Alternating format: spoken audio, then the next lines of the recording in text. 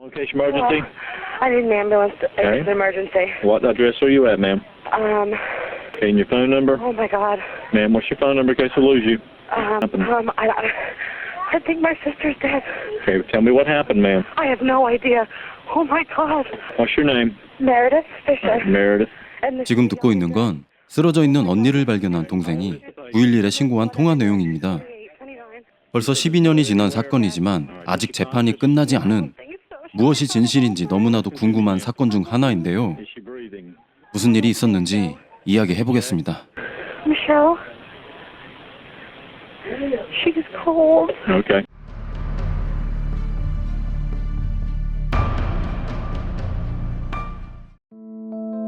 (2006년 11월 3일) 미국 노스캐롤라이나 주의 도시 롤리의 어느 가정집. 이날 오후 언니네 집을 방문한 동생 메로디스는 2층 침실에서 바닥에 엎드려 있는 언니를 발견했습니다. 검은 바지와 흰 셔츠를 입고 있던 언니는 의식이 없었고 심하게 폭행을 당한 듯 얼굴을 알아볼 수 없을 정도였습니다. 언니 주변은 물론이고 침실안 바닥과 벽에도 많은 피가 묻어 있었습니다. 그리고 충격적인 사실은 언니는 둘째를 가진 지 5개월 된 임산부였습니다. 메로디스는 조카 캐시디를 발견했는데 2살 난 아기가 신고 있던 양말은 엄마의 피로 흠뻑 젖어 있었습니다. 그렇지만 다행히도 아기는 아무런 해를 입지 않고 있었습니다. 놀란 메로디스는 곧바로 911에 전화를 걸어 신고했고 경찰의 수사는 시작됩니다. 전날 저녁 6시 30분경 미셸의 남편 제이슨은 출장을 위해 나갈 준비를 하고 있었습니다. 영업사원이던 그는 다음날 아침 다른 지방에서 회의가 있어서 그곳에서 먼저 하루 보내기 위해 저녁에 집을 떠났습니다. 그 시각 미셸의 친구가 집에 놀러왔고 함께 드라마를 시청하고 있었습니다. 친구는 밤 10시 30분까지 그 집에서 놀았고 미셸은 가는 친구를 배웅하기 위해 차를 세워둔 곳까지 함께 가졌습니다. 한편 출장길에 오른 남편 제이슨은 집에서 출발해 얼마 지나지 않아 주유소에서 기름을 넣었고 약 1시간가량 운전하고 중간에 저녁을 사 먹은 시간은 밤 9시 25분경이었습니다. 그리고 다시 1시간 반을 더 운전해 도착한 곳은 버지니아 남부의 한 호텔이었습니다. 그는 밤 10시 54분 체크인을 하면서 카드키를 받았고 2분 후 자신의 방으로 들어갔습니다. 약 1시간 후인 자정 무렵 제이슨이 호텔 프론트에서 신문을 가져가는 모습이 CCTV에 찍혔습니다. 그런데 조금 이상한 점이 있었는데 호텔 기록에 따르면 제이슨이 다음날 아침 호텔을 떠날 때까지 그의 방 카드키를 한 번도 사용하지 않았다는 겁니다. 신문을 가지러 갈 때와 담배 피우러 나갈 때 등 카드키를 가지고 나가지 않았다고 했는데 이 점에 대해 나중에 제이슨이 말하길 잠깐 나가는 것이라 키를 가져가지 않고 현관문 아래 지지대로 받쳐놨던 것이라 말했습니다. 그리고 다음날 아침 제이슨은 따로 체크아웃을 하지 않고 호텔을 떠났습니다. 일찍 나가는 터라 호텔 직원에게 미리 얘기해 체크아웃을 하고 영수증을 받아간 겁니다. 제이슨의 휴대폰 통화 기록에 따르면 그는 아침에 호텔을 떠나 회의 장소로 가면서 그의 어머니에게 전화를 건 시간은 7시 40분이었고 그 회의 장소를 잘못 찾아서 20분 동안 헤매다가 10시 30분에 회의에 참석했다고 합니다. 회의를 마치고 오후 12시 6분에 주유소에 들러 기름을 넣고 처제 메로디스에게 음성 메시지를 남겼습니다. 2번 통화를 시도했는데 전화를 받지 않아 음성을 남겼답니다. 결혼 3주년을 맞이해서 언니에게 줄 깜짝 선물에 대해 적어놓은 메모를 집 프린터 위에 올려놓았는데 그거 좀 언니가 먼저 보지 못하게 집에 가서 그걸 찾아 감춰달라고 부탁하는 내용이었습니다. 또 같은 내용의 음성 메시지를 제이슨의 어머니도 메로디스에게 남겼었다고 합니다. 제이슨이 회의 때문에 이 말을 전달하지 못할 경우를 대비해 아침에 엄마에게 전화해 처제에게 얘기해달라고 했던 겁니다. 형부와 사돈 어른에게서 음성 메시지를 받은 메로디스는 오후 1시에 언니네 집으로 갔고 이때 언니와 조카를 발견해 911에 신고했습니다. 부검 보고서에 따르면 미셸은 머리와 몸에 가해진 외상으로 사망했는데 최소 30회 이상의 타격으로 턱과 이가 부러졌고 두개골 골절도 있었습니다. 그리고 반복된 타격으로 인해 뱃속에 아이까지 유산된 것이죠. 가해자는 미셸을 폭행하기 전 목까지 졸라 죽이려고 했다고 합니다. 이 사건에서 중요한 점 중 하나인데 바로 미셸의 사망 추정 시간입니다. 그녀의 사망은 이날 자정에서 오전 6시 사이로 보고 있습니다. 집안엔 누군가 강제로 침입한 흔적도 없었고 살인에 쓰인 도구가 무엇인지도 찾지 못했습니다. 그리고 누가 미셸을 죽였는지는 몰라도 이 집의 어린 딸과 반려견 역시 아무런 피해 없이 범인은 집을 떠났습니다. 이런 점을 보아 예상되듯이 경찰은 남편 제이슨에게 초점을 두고 수사를 진행합니다. 보통 아내나 남편의 죽음에 그 배우자가 연관된 사건이 많잖아요. 돈 혹은 불륜 아니면 홧김에 같은 이유로 말이죠. 그렇지만 이들 부부의 관계와 상황이 어떻든 간에 미셸의 죽음이 남편 제이슨의 범행이라고 직접 연관짓는 증거는 없었습니다. 하지만 그를 의심할 만한 동기는 충분했습니다. 미셸이 가입된 사망보험금이 무려 40억이나 됐습니다. 경찰은 남편이 거액의 보험금을 타내서 싱글 라이프를 즐기길 원한다는 추측을 했습니다. 하지만 의심의 동기는 있었지만 증거는 부족했습니다. 증거를 찾기 위해 과학수사대는 제이슨의 차량과 옷에서 어떠한 혈흔도 발견하지 못했고 그가 묵었던 호텔방에서도 그의 집 카펫이나 침구류의 섬유 조각 하나 나오지 않았습니다. 마찬가지로 집에서도 그가 묵은 호텔에 있는 어떤 섬유 조각도 발견되지 않았습니다. 흥미로운 점이 하나 있는데 제이슨은 증거와 관계없이 딸의 양육권을 잃고 처제 메러디스에게 내어줘야 했습니다. 더불어 처가 가족들이 건 민사소송에서도 어떤 주장도 하지 않으며 자신을 변호하지도 않고 패소하고 말았습니다. 그렇게 3년 동안 재판이 진행됐고 2009년 대배심에서 제이슨은 1급 살인 혐의로 기소되어 유죄를 인정받아 가석방 없는 무기징역을 선고받고 수감됩니다. 자, 이제 조금 복잡하고 어지러워집니다. 사건 날 밤 그의 알리바이를 증명해줄 수 있는 호텔 CCTV와 휴대폰 기록으로 무죄를 입증하기에는 증거가 불분명했고 호텔에서부터 250km를 운전해 집으로 가 아내를 살해하고 다시 같은 거리를 운전해서 호텔로 돌아오는 시간 2시간 25분을 기준으로 미셸의 사망 추정과 계산해보면 2시간이 남는데 검찰은 제이슨이 그 시간 동안 범행을 저질렀을 것이라 보고 있습니다. 제이슨의 주장으로는 그는 호텔방에 들어가서 딱 2번 밖으로 나갔었는데 모두 문 아래에 스토퍼를 걸어 문을 살짝 열어놓고 나갔으며 처음엔 주차장 차 안에 있는 컴퓨터 충전기를 가지러 갔고 두 번째는 밖에서 담배 한 대 피우고 신문을 가지고 방으로 들어가서 잠을 잤다고 했습니다.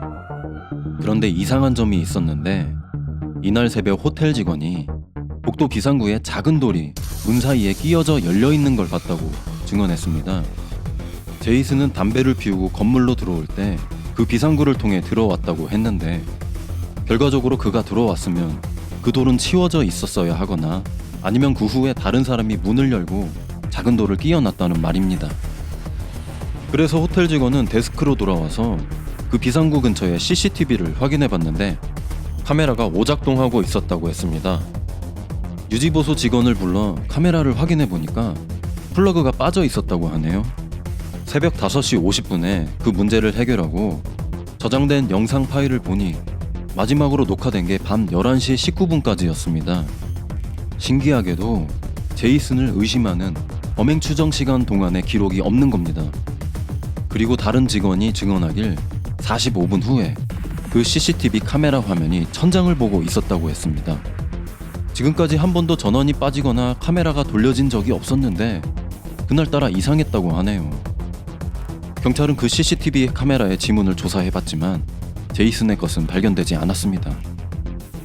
다음은 사건 현장에서 별개의 피 묻은 발자국 2개를 더 발견했는데 그중 1개는 제이슨의 발 사이즈와 일치하는 것이었고 3가지 종류의 신발에서 나올 수 있는 것으로 판명했습니다. 하지만 이게 환장할 노릇인 게 발자국 무늬는 제이슨이 보유한 실제 신발 어떤 것과도 일치하지 않았습니다. 침실 보석함에 있던 결혼 반지와 서랍 2개가 없어졌는데 그쪽에서 누군가의 DNA를 찾을 수 있었습니다. 와, 그런데 미셸과 제이슨 부부 이들과는 일치하지 않는 DNA였습니다. 누구 것인지도 몰랐습니다. 그렇다면 강도가 미셸을 죽였을까요? 아니면 누군가 증거를 조작했을까요? 제이슨의 자동차는 2004년식 포드 익스플로러였습니다. 차량의 연료 탱크 용량과 그간 이동 거리를 연비로 계산해서 주유한 기름량을 계산해보니까 제이슨의 주장과는 다르다는 이야기입니다. 하지만 이것을 입증할 증거는 없었습니다.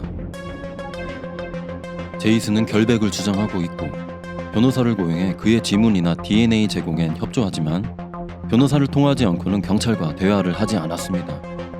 그리고 변호사의 조언에 따라 아내의 살해에 관한 이야기를 가족이나 친구에게 절대 하지 않고 신중한 태도를 보였다고 합니다. 제이슨을 미셸 살해 용의자로 보는 사람들의 주장에 따르면 사건 당시 이미 그들의 관계는 위험한 상태였다고 합니다. 제이슨의 미셸의 친구와 바람을 피워서 이런 문제와 함께 종종 부부싸움을 했고 심지어 친구들과 다른 가족이 있는 곳에서도 부부싸움을 했다는 주장입니다. 검찰은 새벽 3시경 제이슨이 호텔에서 집으로 돌아와 딸에게 성인 용량의 타이레놀을 먹이고 아내를 살해한 뒤 피 묻은 딸을 씻기고 집으로 나와 그의 피 묻은 셔츠, 바지, 신발을 처분하고 살인 무기를 버리거나 청소한 뒤 아침 7시경 호텔로 도착한 것으로 의심하고 있었습니다. 실제로 호텔 CCTV 화면 속에서 그가 입고 있던 옷은 압수된 그의 차량과 물건에서 찾을 수 없었습니다. 의심과 정황은 있으나 확실한 증거 없이 배심원들과 재판관의 결정으로 유죄를 인정받아 현재 수감 중인 제이슨은 이러한 이유와 증거로 자신의 결백을 주장합니다. 미셸의 손과 시신에서 한 줌의 머리카락이 발견되었는데 그 50가닥 중 한 개의 샘플만이 미셸의 DNA와 전부 일치했고 나머지 샘플은 부분적으로 일치했습니다. 보통 부분적으로 일치하는 건 형제나 가족에서 나올 수 있다고 하네요. 제이슨이 고용한 사설 탐장이 다른 머리카락을 발견했고 차고와 부엌으로 가는 입구에서 담배꽁초를 하나씩 발견했습니다. 그러나 그것들은 모두 DNA 확인이 안 됐고 재판에서도 언급되지 않았답니다. 시신 근처 베개에서 2개의 피 묻은 발자국이 발견되었는데 각기 다른 신발과 다른 크기였는데도 경찰은 사건에 2명이 연루되었다는 단서를 무시하고 1개의 발자국만 제시했습니다. 제이슨의 몸과 팔에는 어떤 긁힘이나 상처도 없었고 보석함 서랍 2개가 도난당했는데 신원 미상의 DNA가 보석 상자에서 발견되었습니다. 신원 미상의 지문과 손자국이 발견되었는데 일부는 시신의 근처에도 있었답니다. 호텔에서 플러그가 빠지고 방향이 돌려졌다는 카메라에 지문도 없었고 그걸 증명하는 영상이나 캡처 사진도 없었습니다. 그리고 카메라를 만지려면 사다리가 필요했습니다. 제이슨이 범행 후 아기를 씻겼다고 의심하는데 집안엔 온통 핏자국과 발자국이 있었고 10시간 동안 아기 몸에 아무것도 안 묻고 깨끗한 상태로 있었다는 것은 말이 안 되는 것이랍니다. 그 누구도 처제가 아기를 씻겼을 가능성을 고려한 사람은 없었습니다. 처제는 사건 당일 밤 친구랑 새벽 2시 30분까지 술 마시고 나와 술이 깰 때까지 차 안에 앉아 있었습니다. 그리고 돌아가는 길에 편의점을 들렀다고 하는데 편의점 카메라에 처제의 차가 찍힌 시간은 새벽 3시 37분에서 3시 57분 사이였습니다. 이웃 주민이 그날 아침 5시 20분경 제이슨의 집 앞 도로를 지나는 SUV 차량을 보았다고 했는데 그 차 안에는 남성 운전자와 머리가 헝클어지고 부풀어진 여성이 있었다고 증언했습니다. 또 다른 이웃도 아침 6시 15분에 도로 끝에서 SUV 차량을 목격했다고 합니다. 제이슨에게는 재정적인 문제도 없었고 조금 있으면 둘째 아들이 태어난다는 기대감 때문에 그가 살인했다는 건 명확한 동기가 되지 않는다고 합니다. 자, 이런 다수의 이유로 본인의 무죄를 입증하려는 제이슨이었지만 유죄 판결은 피할 수 없었고 현재 교도소에 수감 중입니다. 임신한 젊은 아내의 살해 사건인지라 미국 내에서도 많은 사람이 주목하고 의견을 내는데요. 한쪽은 남편이 아내를 죽였다고 하고 있고 반대로 남편의 무죄를 주장하는 쪽은 이 사람은 억울하다, 경찰이 다른 가능성은 제껴두고 제대로 수사를 하지 않았다 라고 말합니다. 이 사건은 12년이 지났지만 아직 재판이 끝나지 않았습니다. 지난 2017년 6월이 마지막 재판이었는데 완벽한 거짓말을 한 남편일까요? 가족이 아닌 다른 사람? 아니면 누군가 서로 공모했을까요? 와, 이 사건은 정말 어려운 것 같습니다. 여러분은 어떻게 추리를 하시고 누가 범인일 것 같나요? 다양한 의견 댓글로 남겨주시면 감사하겠습니다. 지금까지 무스 용큐였고요. 끝까지 시청해주신 여러분 정말 감사합니다.